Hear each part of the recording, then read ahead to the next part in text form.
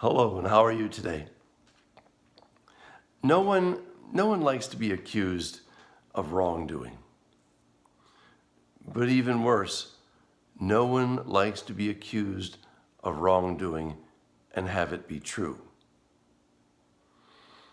But I guess the real questions are, who is making the accusation and what becomes of it? Today we hear from the prophet Baruch. And he speaks of the people of Judah in exile in Babylon. And they're willing to accuse themselves of wrongdoing, saying that God is just in the way they are being treated, because from the very time that their forefathers received the law on Mount Sinai as they were leaving Egypt, from that very moment on, they have sinned against the Lord. They have turned away from the Lord. They're sinners. And yet, at the same time, when they were restored back to their home in Jerusalem, they started sinning again. They turned away from the Lord once more.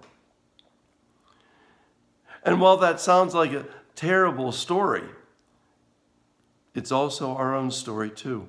How oftentimes do we sin? Do we turn away from the Lord? Maybe we say, oh, that wasn't a big deal. Oh, that's not a problem. Oh, God has more important things to worry about than that. And then we sin again and again. But what if the accusation comes from on high? You know, in the gospel we hear Jesus today say, woe to you, Chorazin! Woe to you, Bethsaida! O Capernaum, shame on you! Because the Lord has been in your midst. The Lord has shown you his love and taught you the way, and you've turned away, rejected him. Ooh, that's harsh. That's difficult to even endure and to hear. But you know, probably one of the most difficult times of the entire day comes during Mass. Strange as that might sound, think about it for a second. We gather together to celebrate the wonder of God's love, and shortly after we start, we are told to acknowledge our sins. Who of us wants to really do that? Oh, it's difficult. It's awkward. It's clumsy. And maybe we're just saying, can we just move this part of the Mass on a little bit more? There's other things I'd rather be doing right now. Let's talk to them about the good things. And yet, the reality of it is, we probably don't spend enough time at that portion of the Mass.